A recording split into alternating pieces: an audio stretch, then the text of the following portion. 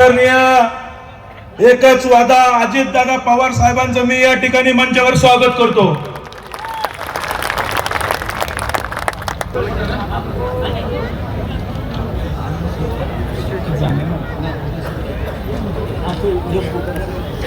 त्यांचे सहकारी विशेषतः पुणे महानगरपालिका सार्वत्रिक निवडणूक 2026 यामध्ये प्रभाग क्रमांक 8 आणि 9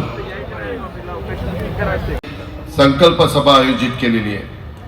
आपल्या शेजारच्या 8 प्रभागातील आमचे विनोद बाळासाहेब रणपिसे, पौर्णिमाताई बाळासाहेब रानवडे, अर्चनाताई मधुकर मुसळे, प्रकाश ज्ञानोबा ढोरे, तसंच त्या प्रभागातील उपस्थित असणारे आमचे बाळासाहेब रानवडे, दिलीपराव रानवडे, शहाजीराव रानवडे, मधुकरराव मुसळे, विरेंद्र रानवडे, अमृता रानवडे, सुमित कलापुरे, योगेश पवार, अरुण सदा, राजेंद्र जुनवणे, संदीप गायकवाड, सर्व या दोन्ही प्रभागातील जमलेले माझे मतदार बंधू भगिनी, पत्रकार मित्र आणि माझ्या तरुण मित्रांनो, गेल्या 35 वर्षाच्या राजकीय जीवनामध्ये मी अनेक निवडणुका लढलो। अनेक निवडणुकीच्या निमित्तानं महाराष्ट्राच्या कानाकोपऱ्यामध्ये जाऊन प्रचार केला। यावेळेची निवडणूक जरा आगळी वेगळी निवडणूक आहे। आम्ही केंद्रामध्ये एनडीए सरकारमध्ये पंतप्रधान नरेंद्र मोदींच्या नेतृत्वाखाली देश पातळीवर विकासाची घोडदौड चालू आहे। राज्यामध्ये आम्ही महायुतीच्या सरकारमध्ये देवेंद्र फडणवीसजी, एकनाथराव शिंदेजी आणि मी आणि आमचे सगळे सहकारी तिथं काम करतो। आणि इथं मात्र एक वेगळं चित्र पुणे आणि पिंपरी चिंचवड परिसरामध्ये तुम्हाला पाहायला मिळतं। शून्य मतदारांना कदाचित प्रश्न पडला असेल की केंद्रात हे बरोबर आहेत, राज्यात हे बरोबर आहेत, आणि मग इथं यांना काय झालंय।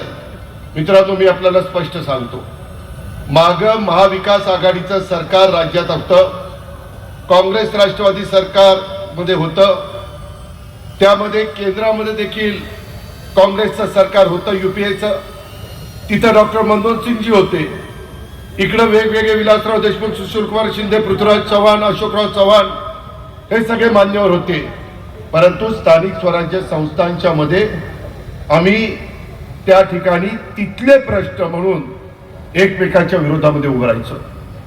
आज तोच प्रसंग आपल्या सगळ्यांच्या समोर आला। केंद्राच्या आणि राज्याच्या संदर्भामध्ये दोन्ही सरकार राज्याच्या चांद्यापासून बांध्यापर्यंत भरभरून देण्याचा प्रयत्न करतात। विकासाला निधी देतात, मेट्रो करायला निधी देतात, नॅशनल हायवे करायला निधी देतात, वेगवेगळ्या पद्धतीनं ज्या काही योजना असतात त्याच्याकरता निधी देतात, जायकाचा निधी देतात, वर्ल्ड बँकेचा निधी देतात, वेगवेगळ्या प्रकारे केंद्राच्या राज्याच्या योजना असतात त्याच्यात निधी मिळतो। परंतु हे सगळं करत असताना गेले काही वर्ष ज्या कारभाराच्या हातामध्ये पुणे महानगरपालिकेची सूत्र आहे, काय अवस्था आहे। 17 तारखेला 2017ला आम्ही बाजूला गेलो, त्यामध्ये आत्ताचे सरकारमधले आत्ताचे राज्यकर्ते पुणे महानगरपालिकेमध्ये इथं आले। केंद्राचा राज्याचा दोष नाही, पण इथल्या त्रिमूर्तींचा दोष आहे।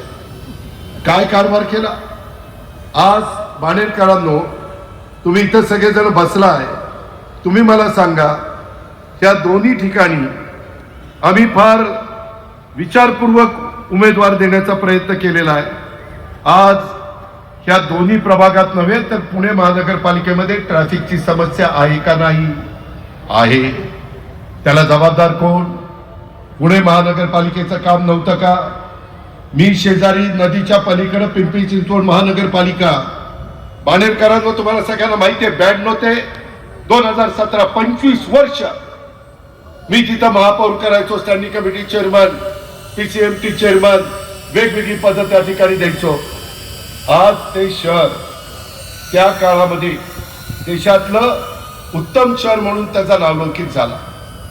पुणे विद्येचं बाहेरघर आहे, आपली सांस्कृतिक राजधानी आहे, इथं सर्व क्षेत्रातले मान्यवर राहतात। माझा बाणेरचा परिसर बाणेरच्या जुन्या लोकांनी आठवा, काय परिस्थिती होती, पेरूच्या बागा होत्या, शेतीवाडी माझी लोक करायची. इथला शेतकरी समाज कष्टाने त्या ठिकाणी स्वतःची शेती फुलवायचा. परंतु काळ बदलला. तिथं आपण स्पर्धा घेतल्या म्हाळुंगे बालेवाडीमध्ये आणि त्याच्यानंतर इथला सगळा परिसर बदलत गेला.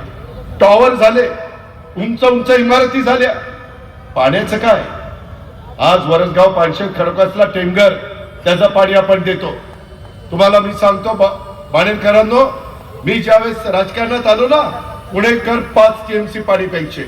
ही गोष्ट 1990-92 ची. आणि आता पुण्याला आपल्याला 22 TMC पाणी द्यावं लागतं. 22. आज टँकर कसे वाढलेत? कोण जबाबदार आहे? सोसायट्यांचं आता मला निवेदन दिलेलं आहे. सोसायट्याचे माझे सहकारी इथं आलेले होते. त्यांच्या काही समस्या आहेत, त्या समस्या सोडवण्याचं काम पुणे महानगरपालिकेचं नाही आहे. त्याला जबाबदार कोण? आज पुण्याचं पाणी वरसगाव, पानशेत, खडकवासला, टेमघरचं कमी पडायला लागलं. आम्ही भावास्केटचं पाणी आणलं, तेही पाणी कमी पडत आहे. लोकसंख्या प्रचंड वाढली. 6 विधानसभा मतदारसंघ होते, तिथं 8 झाले. 2029ला कदाचित 10 होतील. ते कुणी थांबवू शकत नाही. कामगारांच्या नोकरीच्या निमित्तानं महाराष्ट्रातला अनेक जण माझ्या पुण्यामध्ये राहत आहेत, बाणेरमध्ये राहत आहेत, आजूबाजूला चुसला राहत आहेत, बावधनला राहत आहेत, म्हाळुंगेला राहत आहेत, सगळीकडे राहत आहेत. बदल घडतोय. एवढी लोकसंख्या वाढली. माझ्या महाराष्ट्रातले अनेक भागातले, माझा परभणी असेल, माझा बीड असेल, माझा धाराशिव असेल, माझं त्या ठिकाणी अहिल्यानगर असेल, अनेक भागातली लोक पोटापाण्याची खळगी भरण्याच्या करता ह्या परिसरामध्ये येतात.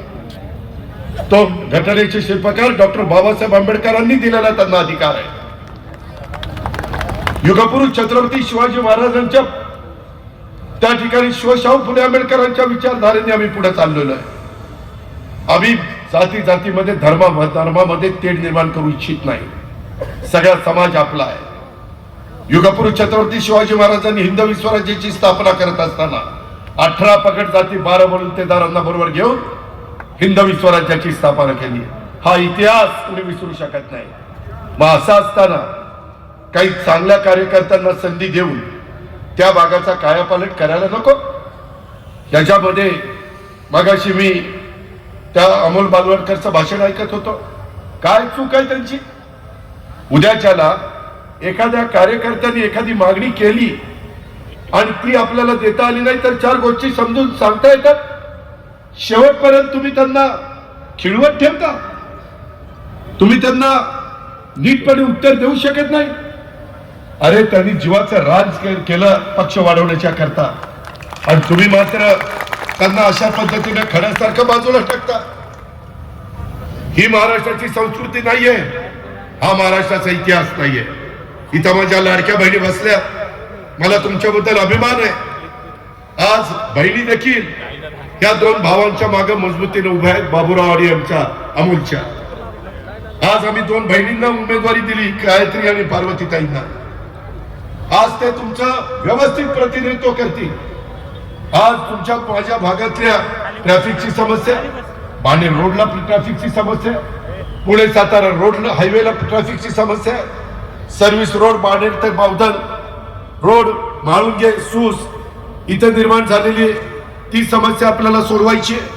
बालेवाडीमध्ये हायस्ट्रीट येथे बंद इंग्रजी माध्यमिक शाळा PMC चालवणार, कुणी प्रायव्हेट संस्थेच्या घशात घालण्याचा प्रयत्न करतो का?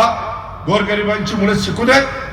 मी देखील पिंपरी चिंचवडला कॉर्पोरेशनच्या महानगरपालिकेच्या शाळा, त्या CBSE स्कूल तिथे सुरू केलं.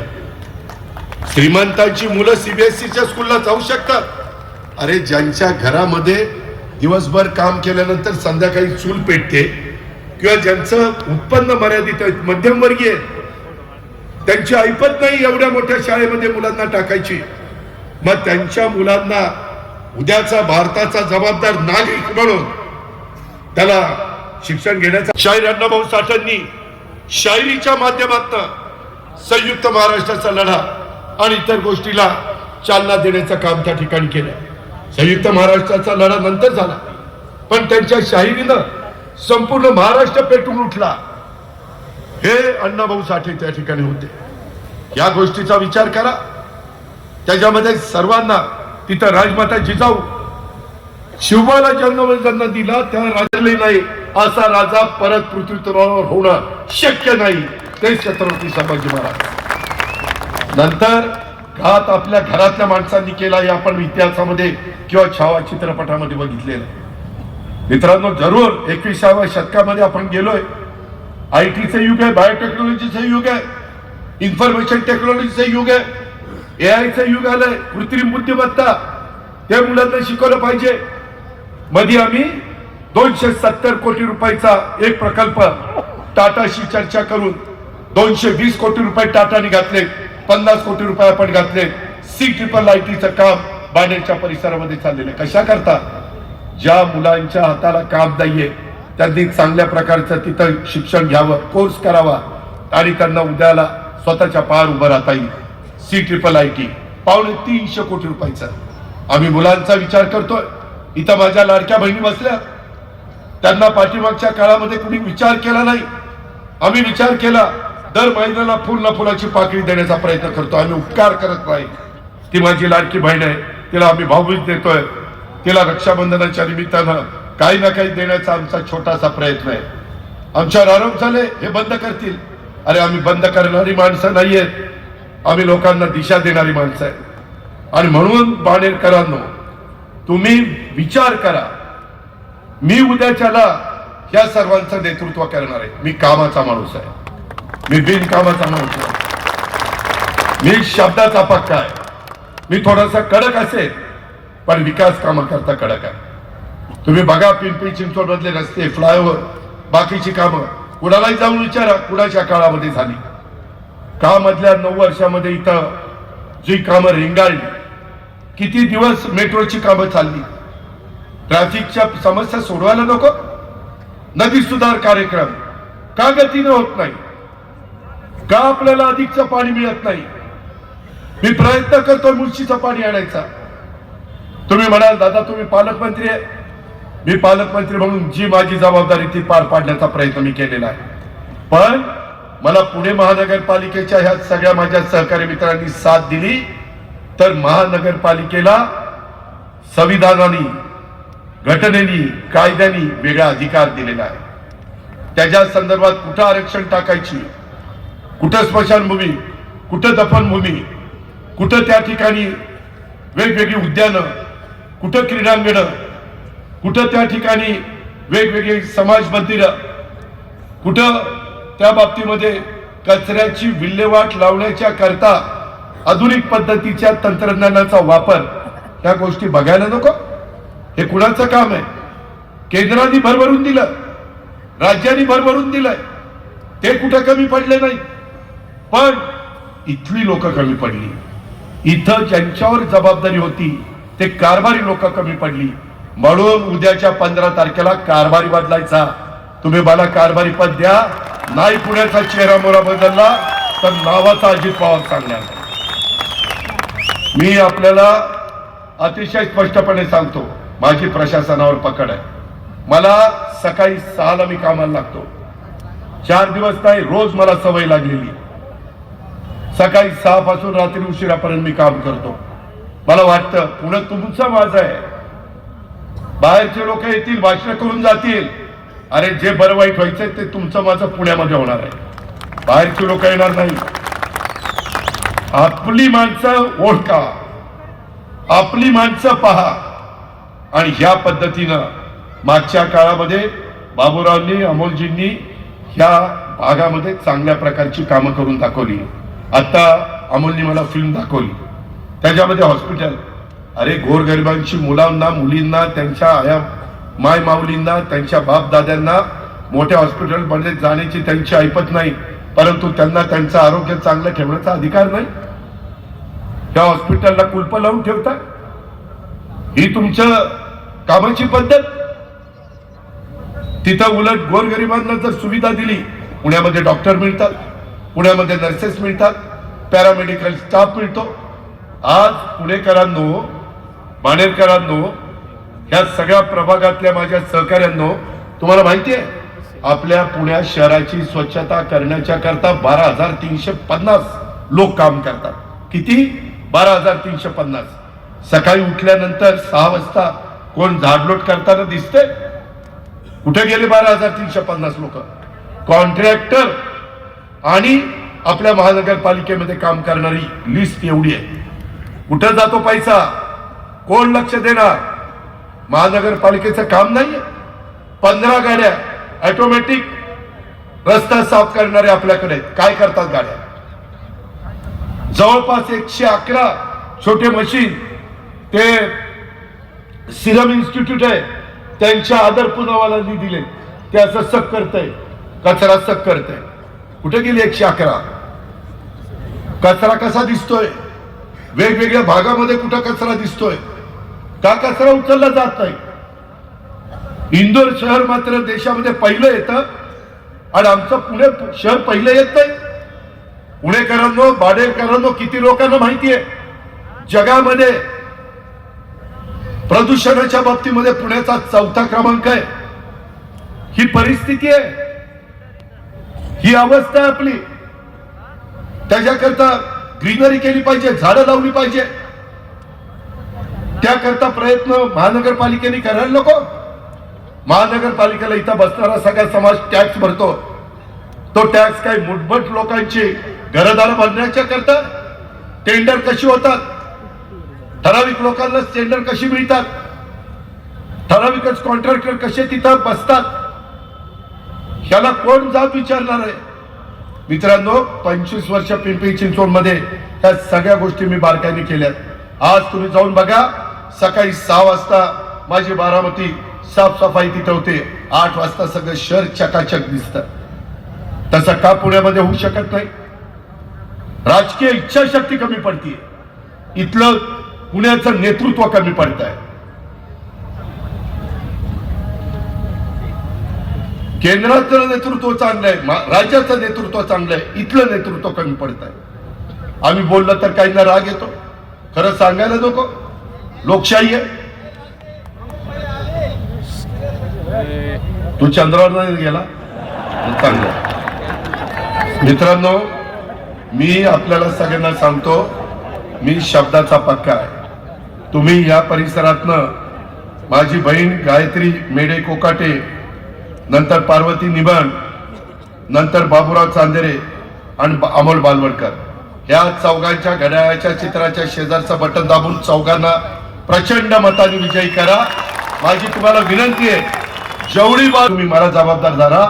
मी इथलं प्रदूषण कमी करण्याच्या करता, ट्रॅफिकची समस्या सोडवण्याच्या करता, इथल्या मेट्रोला गती देण्याच्या करता, इथं चाललेली फ्लायओव्हरची कामं, सबवेची कामं, अनेक कामं आपल्याला करावी लागणार आहेत. ही कामं आपल्याला पूर्ण करायची. आता आम्ही मुंबईवरून अटल सेतू झाला की अटल सेतूवरून एक रस्ता काढतोय, तो डायरेक्ट आपण त्या ठिकाणी भोरच्या परिसरामध्ये आणतोय, जेणेकरून बाहेरच्या बाहेर ट्रॅफिक जावं. आम्ही आता रिंग रोड करतोय. तो रिंग रोड PMRDच्या माध्यमातून ते काम आपण मंजूर केलेलं आहे. तो रिंग रोड झाल्यानंतर ट्रॅफिकची समस्या, ज्यांना पुण्यामध्ये येण्याची गरज नाही, मुंबईवरून निघाल्यावर बाहेरच्या बाहेर ते सातारला जातील, बाहेरच्या बाहेर ते कोल्हापूरला जातील, बाहेरच्या बाहेर ते सांगलीला जातील किंवा बेंगलोरला जातील किंवा बेळगावला जातील. इकडून दोन आल्यानंतर बाहेरच्या बाहेर नाशिक रोडला जातील किंवा अहिल्यानगर रोडला जातील, नगर रोडला किंवा सोलापूर रोडला. अशा पद्धतीनं आपण करतोय. हे केलं पाहिजे. जे आमच्या हातात आहे ते आम्ही करतोय. महानगरपालिका आमच्या हातात नाही, त्यामुळं तिथं आम्हाला करता येत नाही.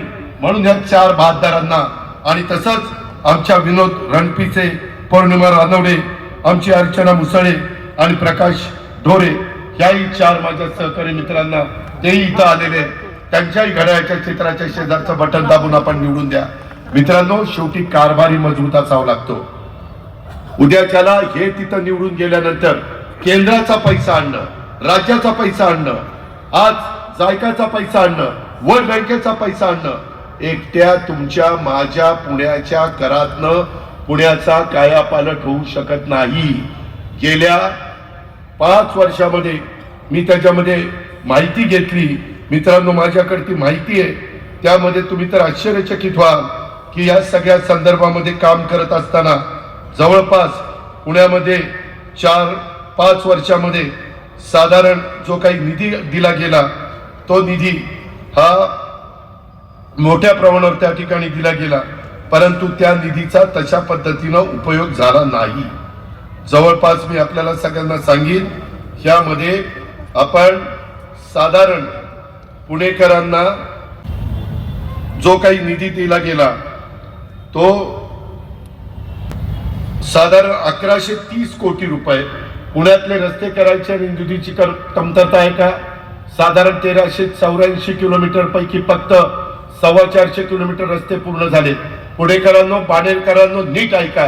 1130 कोटी 5 वर्षामध्ये तरतूद केली गेली. महानगरपालिकेने फक्त 658 कोटी खर्च केले. निम्मे पैसेच खर्च केले नाही का? पैसे खर्च केले असते तर खड्डे बुजले नसते, पुणेकरांचे त्या ठिकाणी माना मोडायच्या राहिल्या नसत्या. पुणे खाच खळग्यामध्ये गेलं, त्याला जबाबदार कोण? का तुम्ही पैसे खर्च केले नाही? पैसे असताना तुम्ही पैसे खर्च करू शकत नाही. नियोजन शून्य कारभार, त्यामुळे हे घडलं. त्याच्यामध्ये टॉम ट्रॅफिक सर्वे झाला. जगातील 501 शहरांचा अभ्यास केला. ट्रॅफिकची अत्यंत खराब अवस्था असणाऱ्या शहरांच्या मध्ये पुण्याचा 4था क्रमांक लागतो. ही अवस्था कुणी आणली? महानगरपालिका जबाबदार नाही. त्याच्यामध्ये मी जसं तिथं सबवे केले, डबल फ्लायओव्हर केले का? तर पिंपरी चिंचवड महानगरपालिका 25 वर्ष माझ्या ताब्यामध्ये होती. गेल्या 8 वर्षामध्ये 73,000 कोटी, 9 वर्षामध्ये 73,000 कोटी रुपये पालिकेने खर्च केले. परंतु कोणती कामं दिसतात? अरे 1.5 लाख कोटी रुपये खर्च झाले 9 वर्षात. तरी देखील पुणेकरांना इथून कुठे जायचं म्हटलं तर प्रवासाला किती वेळ लागतो, किती ट्रॅफिक जाम होतं. शाळेतली मुलं, कॉलेजमधली मुलं, कामाला जाणारी, माझे नोकरदार सगळे वैतागून जातात. मित्रांनो, एवढंच नाही, पाणी पुरवठ्याच्या बद्दल आज पुणेकरांना रोज पाणी मिळत नाही. कितीतरी ठिकाणी टँकर चाललेले. हे का आत्ताच मला निवेदन दिलं. सुस रोड बाणेर विकास मंच नागरी वस्तीतील दुर्गंधी आणि प्रदूषणास कारणीभूत ठरणारा गार्बेज प्लांट हटवण्याबाबत आणि प्रलंबित मागण्यांची त्वरित निर्णय साखळ्यात घातलेला आहे. मित्रांनो, मी तुम्हाला खात्री देतो, बाणेरकरांनो, तुम्ही माझे घड्याळाचं चित्र, काही ठिकाणी तुतारीचे चित्र घेऊन उमेदवार उभे आहेत. आम्ही अनेक जण त्या ठिकाणी उमेदवार दिलेले आहेत. त्यांना तुम्ही निवडून द्या. मी ह्या कचऱ्याच्या संदर्भातला निर्णय घेऊन दाखवतो. तो कचरा तिथनं दुसरीकडं जिथं लोकांना त्रास होणार नाही अशा ठिकाणी ह्या गार्बेज प्लांट हटवण्याचं काम देखील मी त्या ठिकाणी करीन. पाणी पुरवठा, समान पाणी पुरवठा योजना, त्याच्यामध्ये 2,818 कोटी रुपयाला मंजुरी दिली. 10 वर्षात 82 टाक्यापैकी फक्त 60 टाक्या झाल्या. त्याच्यामध्ये अनेक मीटर बसवली गेली नाही. त्याला जबाबदार कोण? का नाही झालं काम? मित्रांनो, आढावा घ्यावा लागतो. तुम्हाला आठवत आहे का, करोना आला तेव्हा दर आठवड्याला मी पुण्यामध्ये काउन्सिल हॉलला बसायचो आणि सकाळपासून त्या ठिकाणी अधिकाऱ्यांना बोलवायचो. तिथं जम्बो हॉस्पिटलला कुठं काही अडचण आहे का? बेड कमी पडतायत का? त्याच्यामध्ये व्हेंटिलेटर नाही आहेत का? त्याच्यामध्ये ॲम्ब्युलन्स नाही आहेत का? डॉक्टर कमी पडतात का? वॅक्सिन कमी पडते का? रेमडेसिवीर इंजेक्शन कमी पडतंय का? काय कमी पडतंय ते सांगा, आम्ही द्यायला तयार आहोत. त्याच्यामध्ये ऑक्सिजन, काही ठिकाणी तर मला फोन यायचे रात्री 2-2 वाजता, दादा आम्हाला ऑक्सिजन पाठवून द्या. ऑक्सिजन नाही आला तर माणसांना काय द्यायचं आम्हाला कळणार नाही. त्यावेळेस जनतेला कळलं की ऑक्सिजन देखील अशा पद्धतीनं माणसं आजारी पडल्यावर माणसांना द्यावा लागतो. त्यावेळेस सगळ्या गोष्टी आम्ही केल्या. जबाबदारी पडल्यानंतर आम्ही कुठं कमी पडत नाही, हे मला लाडक्या बहिणींना सांगायचं आहे. भावनिक होऊ नका, माझी तुम्हाला विनंती आहे. जो अपमान अमोलचा केला त्या अपमानाचा बदला उद्याच्या 15 तारखेला आपल्याला घ्यायचा. शेवटी जनता जनार्दन सर्वस्व आहे. अरे आम्ही हाडामासासारखी माणसं आहे. जोपर्यंत समाज आमच्या पाठीशी आहे तोपर्यंत आम्हाला विचारणार आहे. समाज नसल्यावर आम्हाला कुत्र तरी विचारेल का? नाही. तरी काहींच्या डोक्यामध्ये सत्ता जाती. ती सत्ता महानगरपालिकेच्या निमित्तानं पुण्यातल्या काही बुडवर लोकांच्या डोक्यामध्ये गेलेली आहे. ती आपल्याला बाहेर काढायची. त्याकरता आपल्याला बदल करायचा आहे. त्याकरता केंद्राची मदत, राज्याची मदत आपल्याला घ्यायची. त्याही वेळेस इथं राष्ट्रवादीची सत्ता होती. मी अनेकांना महापौर केलं. पिंपरी चिंचवडला होती. केंद्रात काँग्रेसचे पंतप्रधान होते, राज्यामध्ये काँग्रेसचे पंतप्रधान होते, परंतु विकास कामाला तर सगळे मदत करतात. उद्याच्याला ते कदाचित कुणी सांगतील समोरचे लोक की बाबा तिथं केंद्रात राज्यात आम्ही म्हणून इथं पाहिजे. अरे केंद्रात राज्यात आहेत चांगली लोक आहेत, परंतु इतकी लोक चांगली नाही. त्याला करायचं काय? तर त्याला बदल करायचा. त्याला आपल्याला यांना घड्याळच्या चित्राच्या शेजारचं बटन दाबून उद्याच्याला विजयी करायचं. ह्या पद्धतीनं दबावाला घाबरू नका. मला काल का परवा बाबूरावचा रात्री 2:30ला फोन. अरे म्हणलं काय झालं? आणि म्हणलं आम्हाला पोलीस स्टेशनला नेलं. अरे म्हणलं काय बिघडलं काय? मित्रांनो असं नाही, लोकशाही आहे. मी माझी भूमिका मांडली, अमोल मांडेल, बाबूराव मांडेल, ते पण मांडतील. तुम्ही दोघांचं ऐका ना, तो तुमचा अधिकार आहे. जनता जनार्दन सर्वस्व आहे. तुमच्या प्रत्येकाच्या मताला किंमत आहे आणि ते पवित्र मत उद्याच्या 15 तारखेला माझ्या 8 उमेदवारांना पाहिजे. ती विनंती करण्याच्या करता मी तुमच्या समोर आलेलो आहे. मला या राज्याने भरभरून दिलंय, पण मला वाटतं की बाबा आपलं शहर हे देशामध्ये अतिशय वरच्या क्रमांकाचं पुणे शहर झालं पाहिजे. पुणे शहरामध्ये सगळ्या गोष्टी आहेत, परंतु पुणेकरांना खड्ड्याला सामोरं जावं लागतं. पुणेकरांना रहदारीला सामोरं जावं लागतं. पुणेकरांना कचऱ्याच्या घाणीला सामोरं जावं लागतं. पुणेकरांना व्यवस्थितपणे मुबलक पाणी, अरे धरणं उशाशी आहेत ना, तरी पुणेकर त्या ठिकाणी ताणलेले. धरणं मात्र उशाला आहेच ना. म्हणून मी म्हणतोय की मुळशीचं पाणी आपल्याला आणायचं. काय माझी चूक आहे? आम्ही टाटाला सांगतोय, कंपनीला, की बाबा पूर्वी आपल्याला पाणी एवढं लागत नव्हतं, लोकसंख्या कमी होती, आता लोकसंख्या वाढली. अहो देशाला स्वातंत्र्य मिळालं 35 कोटी होतो, आता 140 कोटी झालो, 54. त्याच्यात आपला हात जगात कुणी धरणार नाही. घास नाही घास. मग त्यांना पाणी द्यायला नको, रस्ते द्यायला नको, त्याच्यामध्ये कचऱ्याची विल्हेवाट लावण्याच्या करता नवीन टेक्नॉलॉजी आणायला नको. या गोष्टी आपल्याला या निमित्तानं करायच्या. आणि म्हणून माझी आपल्याला सगळ्यांना विनंती आहे, अनेक गोष्टीच्या संदर्भात इथं जे काही मगाशी अमोलनी सांगितलं, बाबूरावनी सांगितलं, किंवा 40,000 स्क्वेअर फुटाचं पालिकेचं हॉस्पिटल पॅन कार्ड क्लब जवळ अर्धवट अवस्थेत उभे आहे, त्यांना फिनिशिंग करून आपल्याला सर्वांच्यासाठी आधुनिक वैद्यकीय सेवा सुविधा 1 वर्षाच्या आत आपल्याला करून द्यायच्या. परंतु हे करण्याच्या करता महानगरपालिकेमध्ये आपल्या विचाराचे नगरसेवक नगरसेविका पाहिजे, आणि तेच सांगण्याच्या करता मी इथं आलेलो आहे.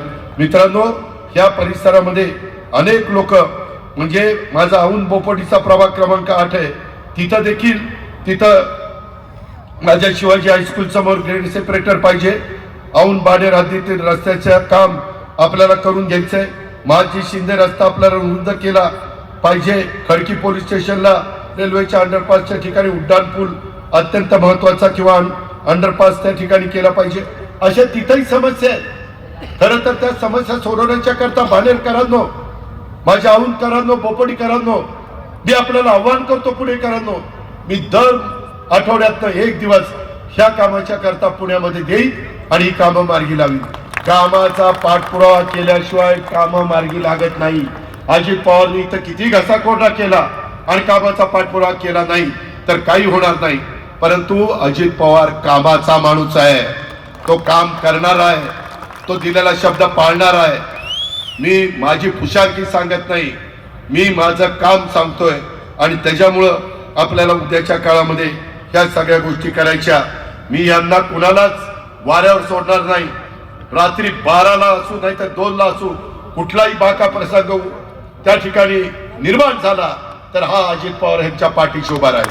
अमोल असेल किंवा बाबूराव असेल किंवा कुणी माझे सहकारी असतील. मी अशा पद्धतीचा माणूस नाही आहे. मी जीवाला जीव देणारा कार्यकर्ता आहे. हे आपण सगळ्यांनी या निमित्तानं लक्षामध्ये घ्या. आणि अशा पद्धतीनं आपल्याला अनेक प्रश्न त्या ठिकाणी सोडवायचे. आता इथं काही ठिकाणी मला आता चिठ्ठी आली, इथं तुतारी स्वबळावर आहे. खरं तर त्यांनी फॉर्म काढायला पाहिजे होता. आमचं ठरलेलं होतं इथं या 2 प्रभागात घड्याळ घड्याळ घड्याळ. तेवढंच लक्षात ठेवा. नाहीतर म्हणत दादाच म्हणलं की तिथं आमचं जागेचं वाटप झालेलं आहे, काही ठिकाणी चुकून काही अर्ज राहिलेले आहेत. इथं मात्र आपल्याला दोन्ही प्रभागामध्ये गाड्या. दुसरा एक महत्वाचा पुणेकरांनो बाणेरकरांनो प्रश्न मी तुम्हाला सांगतो की पुण्यामधनं आता 980 MLD सांडपाणी निघतं, आपलं ड्रेनेजचं घाण पाणी. फक्त 477 MLD सांडपाणी शुद्ध केलं जातं आणि त्याच्यामध्ये बाकीचं सगळं पाणी तसंच नदीला जात आहे. आपली पवना नदी असेल तिकडं पिंपरी चिंचवडची, आपली इकडं मुळा असेल, मुठा असेल, इंद्रायणी असेल, ही अवस्था आहे आपली. ही आपली अवस्था आहे.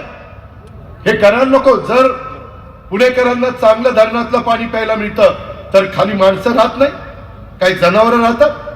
जनावरांनाही चांगलं पाणी लागतं, पार ते पाणी उजनीला जातं. सगळं खराब. एसटीपीचे प्लांट चालू करायला नको. मागच्या काळामध्ये आम्ही काय मत सुरू केली, पण ती कामं आमची सत्ता गेल्यामुळं आम्हाला पुढे नेता आली नाही. मग जे 8 वर्ष तिथं होते, 9 वर्ष तिथं होते, त्यांचं काम नव्हतं, ते नाही झालं. त्याच्यामुळं आपली नदी तिथं आता मासाही जिवंत राहीना, इतकं पाणी अशुद्ध झालेलं आहे. हवा प्रदूषण, AQI एअर क्वालिटी इंडेक्स, त्याच्यामध्ये जगामध्ये ज्या शहरामध्ये 0 ते 50 पर्यंत AQI असतो ते शहर स्वच्छ असतं, प्रदूषण मुक्त असतं. पुणे शहरामध्ये जे AQI आहे ते 200 ते 300 आहे. मुंबईचा 195 आहे, बेंगलोरचा 106 आहे. एवढं मोठं प्रदूषण आपल्याकडे सुरू झालेलं आहे. ते प्रदूषण कमी करण्याच्या करता महानगरपालिकेचं काम नव्हतं का? महानगरपालिकेची जबाबदारी नव्हती का? हे आपण सगळ्यांनी बघितलं पाहिजे. मागच्या काळामध्ये काहींना जमलं नाही. वाकड बालेवाडी रस्ता 10% भूसंपादन राहिलंय. लवकर भूसंपादन करायला ते चालू करायला नको. हे कुणाचं काम आहे? लोकप्रतिनिधींचं काम आहे, महानगरपालिकेवाल्यांचं काम आहे. मी कुणाला दोष देत नाही, मी वस्तुस्थिती तुम्हाला सांगतोय. हे आपण सगळ्यांनी या निमित्तानं लक्षामध्ये घ्या. अशा प्रकारची माझी तुम्हाला आग्रहाची विनंती. माझ्या लाडक्या बहिणी बसल्या. आम्ही मधल्या काळामध्ये राज्यामध्ये मुख्यमंत्र्यांनी, आम्ही सगळ्यांनी कॅबिनेटनी उमेदवार मंजूर केले. त्याच्यातले एक उमेदवार आपल्या पुण्यामध्ये आपण मंजूर केला. का तर बचत गटातनं माझ्या लाडक्या बहिणींनी, माझ्या माय माऊलींनी त्या ठिकाणी काही वस्तू बनवल्या, खाद्यपदार्थ बनवले, त्याला बाजारपेठ मिळण्याच्या करता त्यांना उमेदवार पाहिजे. भीमथडी जत्रा आम्ही भरवतो. कशा करता भरवतो? ज्या महिला वेगवेगळ्या पद्धतीनं खाद्यपदार्थ आणि वस्तू करतात त्याला बाजारपेठ मिळावी. 8 दिवस कधी लाखोची गर्दी असते का नाही? समाजाच्या करता काय काय. आज अमोलनी, बाबूरावनी 5 वर्ष, गेले 8-9 वर्ष सातत्याने कार्यक्रम घेतले. वेगवेगळ्या प्रकारे दिवाळीमध्ये कार्यक्रम, सतत कार्यक्रम चालतात. कशा करता? एक समाजाची बांधिलकी आपण काहीतरी लागतो. ही बांधिलकी डोळ्यासमोर ठेवून हे आमच्या जीवाभावाच्या सहकाऱ्यांनी आपल्या इथं काम केलंय. आम्ही त्याच्याकरता उद्याच्या 15 तारखेला मतांचा जोगा मागायला आलेलो आहे. ते तुमच्या हातामध्ये आहे. बाहेरची लोक पण खूप इथं मोठ्या प्रमाणावर आहे. त्यांना पण मला सांगायचं आहे की या संदर्भामध्ये आम्ही युवकांच्या करता काम करतोय, महिलांच्या करता काम करतोय, परंतु पुणे महानगरपालिका आमच्या विचारांच्या लोकांच्या हातामध्ये नसल्यामुळं हे काही प्रश्न आम्हाला त्या ठिकाणी सोडवता येत नाही. आणि म्हणून माझी तुम्हाला सगळ्यांना विनंती आहे की हे जे काही वेगवेगळ्या प्रकारचे प्रश्न आहेत, पिण्याच्या पाण्याचा आणि अनेक प्रकारचे जे काही प्रश्न आहेत ते सोडवण्याच्या करता माझं तुम्हाला सगळ्यांना सांगणं आहे. सोसायटीचे प्रश्न अनेक आहेत. ब्लू लाईनचा प्रश्न आहे, म्हणजे रेड लाईनचा प्रश्न आहे. आपल्या इथंच नदी जाते. बऱ्याचशा ठिकाणी ओढे नाले बुजवले गेलेले आहेत, अडवले गेलेले आहेत, कमी रुंदीचे केले गेलेले आहेत. उद्याच्याला निसर्गाने ज्यावेळेस ही वसुंधरा तयार केली त्यावेळेस पाऊस पडला तर जर पाणी जायला जागा नाही राहिली तर पुन्हा पाण्यामध्ये जातं. ते पुन्हा पाण्यातनं आपल्याला बाहेर काढायचंय. त्या ओढे नाले, ते जे काही प्रवाह आहेत ते आपल्याला मोकळे करायचे. त्याकरता मजबूत त्या ठिकाणी कारभारी तिथं पाहिजे. मजबूत महानगरपालिकेमध्ये काम करणारी लाडक्या बहिणींची आणि भावांची आणि मुलांची टीम आपल्याला पाहिजे. ती टीम आम्ही घेऊन आलेलो आहे. ही कामाची सगळे उमेदवार आहे, ही कामाची माणसं आहे. आणि म्हणून उद्याच्या 15 तारखेला बऱ्याच काही गोष्टी इथं घडतील.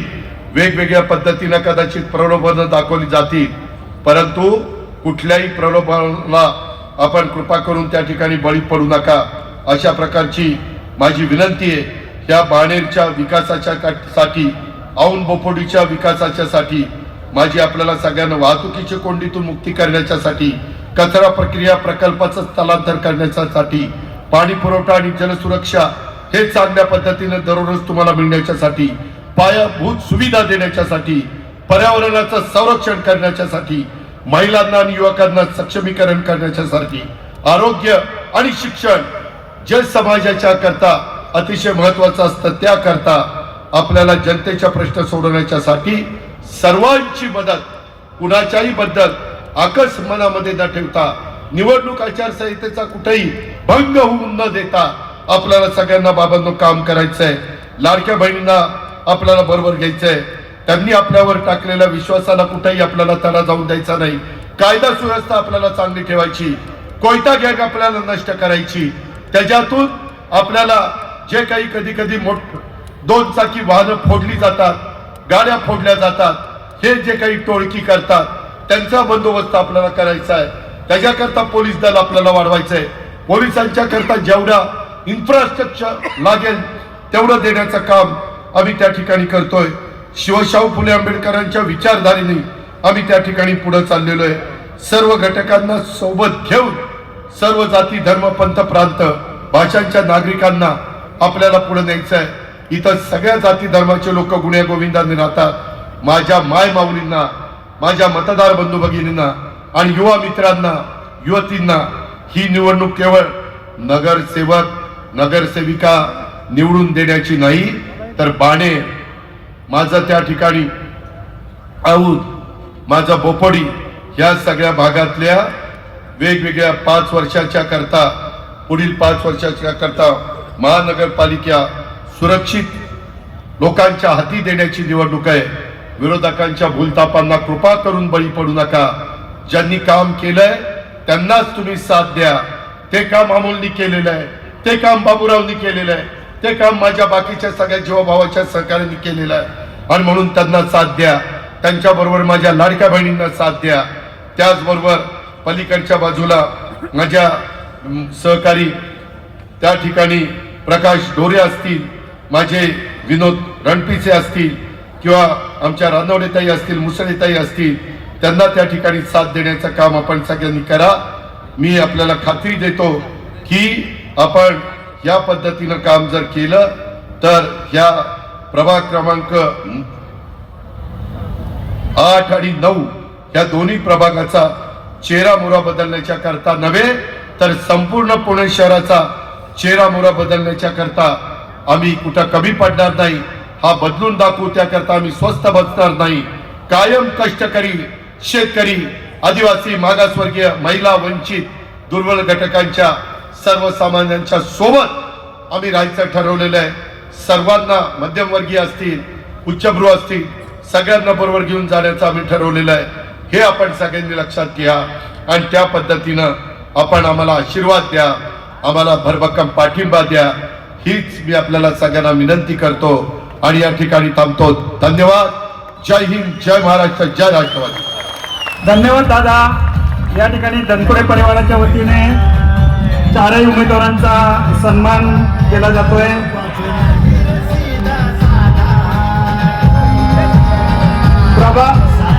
प्रभाग क्रमांक 9चे प्रचार प्रमुख, पुणे जिल्हा सहकारी मध्यवर्ती बँकेचे उपाध्यक्ष सुनीलभाई चांदेरे हे आभार मानतील. त्यांना विनंती आहे आपण आभार व्यक्त करायचा आहे. प्रभाग क्रमांक 9च्या आजच्या जाहीर प्रचार सभेच्या निमित्तानं महाराष्ट्र राज्याचे लोकप्रिय उपमुख्यमंत्री आदरणीय नामदार अजितदादा पवार साहेब या ठिकाणी आले. मी तमाम सर्व नागरिकांच्या वतीनं दादांचं या ठिकाणी मनापासून आभार मानतो. या ठिकाणी माझ्या माहितीप्रमाणे जवळजवळ 14 ते 15 हजार लोक या ठिकाणी जमलेली आहेत. माझी आपणाला विनंती असणार आहे, प्रत्येकाने 2-2, 3-3 मतं जरी आणली तरी आजच्या विजयी संकल्प सभेचं रूपांतर हे 16 तारखेला आपल्या विजयामध्ये होणार आहे. याच्यामध्ये कोणाच्याही मनामध्ये शंका नसावी. प्रत्येकाला विनंती आहे की दादांच्या आजच्या सभेतला विचार हा प्रत्येकाने घराघरामध्ये पोहोचवावा. या पुणे शहराच्या सर्वांगीण विकासासाठी दादांनी जे वचन दिलेले आहे त्याच्या प्रती इमान राखून आपण प्रत्येकानं येणाऱ्या 15 तारखेला सकाळी 7:30 ते 5:30 या वेळामध्ये चारही घड्याळासमोरचं बटन दाबून बहुमतांनी विजयी करावं अशा प्रकारचं विनम्र आवाहन करून आजची सभा संपली असं या ठिकाणी जाहीर करतो. धन्यवाद. जय हिंद, जय महाराष्ट्र.